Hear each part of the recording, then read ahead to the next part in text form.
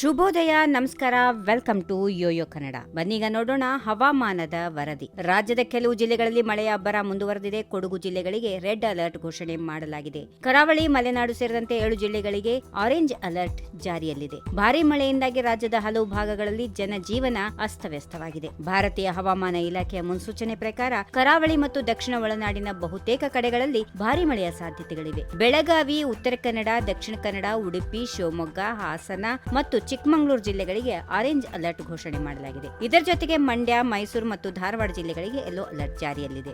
ಬೆಂಗಳೂರು ನಗರ, ಬೆಂಗಳೂರು ಗ್ರಾಮಾಂತರ, ತುಮಕೂರು, ರಾಮನಗರ, ಕೋಲಾರ, ದಾವಣಗೆರೆ, ಚಿತ್ರದುರ್ಗ, ಚಿಕ್ಕಬಳ್ಳಾಪುರ, ಚಾಮರಾಜನಗರ, ಯಾದಗಿರಿ, ವಿಜಯಪುರ, ರಾಯಚೂರು, ಕೊಪ್ಪಳ, ಕಲಬುರಗಿ, ಹಾವೇರಿ, ಗದಗ್, ವಿಜಯನಗರ ಮತ್ತು ಬೀದರ್ ಜಿಲ್ಲೆಗಳಲ್ಲಿಯೂ ಕೂಡ ಮಳೆಯಾಗುವ ಸಂಭವ ಇದೆ. ಬೆಂಗಳೂರಿನಲ್ಲಿ ಮೋಡ ಕವಿದ ವಾತಾವರಣ ಇದ್ದು ಮಳೆಯ ಸಾಧ್ಯತೆಯನ್ನ ಇಲಾಖೆ ದೃಢಪಡಿಸಿದೆ. ಭಾರೀ ಮಳೆಯ ಹಿನ್ನೆಲೆಯಲ್ಲಿ ಕೊಡಗು ಜಿಲ್ಲೆಯ ಕುಶಾಲನಗರವನ್ನ ಹೊರತುಪಡಿಸಿ ಎಲ್ಲಾ ತಾಲೂಕುಗಳು, ದಕ್ಷಿಣ ಕನ್ನಡ ಜಿಲ್ಲೆಯ ಬೆಳ್ತಂಗಡಿ, ಶಿವಮೊಗ್ಗ ಜಿಲ್ಲೆಯ ಹೊಸನಗರ, ತೀರ್ಥಹಳ್ಳಿ ಹಾಗೂ ಹಾಸನ ಜಿಲ್ಲೆಯ ಸಕಲೇಶಪುರ, ಆಲೂರು ಮತ್ತು ಅರಕಲಗೂಡು ತಾಲೂಕುಗಳ ಅಂಗನವಾಡಿ, ಶಾಲಾ ಮತ್ತು ಕಾಲೇಜುಗಳಿಗೆ ಇಂದು ರಜೆ ಘೋಷಿಸಲಾಗಿದೆ. ಹವಾಮಾನ ಇಲಾಖೆಯ ಮುನ್ಸೂಚನೆಯಂತೆ ಮುಂದಿನ ಕೆಲವು ದಿನಗಳವರೆಗೆ ರಾಜ್ಯದ ಬಹುತೇಕ ಜಿಲ್ಲೆಗಳಲ್ಲಿ ಮಳೆ ಮುಂದುವರೆಯಲಿದೆ. ಕರಾವಳಿ ಮತ್ತು ಮಲೆನಾಡು ಭಾಗಗಳಲ್ಲಿ ಭಾರೀ ಮಳೆಯ ಸಾಧ್ಯತೆಗಳು ಹೆಚ್ಚಾಗಿದ್ದು ಜನರು ಸುರಕ್ಷಿತ ಸ್ಥಳಗಳಲ್ಲಿ ಇರಲು ಸೂಚಿಸಲಾಗಿದೆ. ರಾಜ್ಯದಲ್ಲಿ ಮುಂಗಾರಿನ ಈ ತೀವ್ರತೆಯಿಂದ ಜನಜೀವನದ ಮೇಲೆ ಪರಿಣಾಮ ಬೀರಿದ್ರೂ ಕೃಷಿಕರಿಗೆ ಇದು ಒಂದು ರೀತಿಯ ಆಶೀರ್ವಾದವಾಗಿದೆ.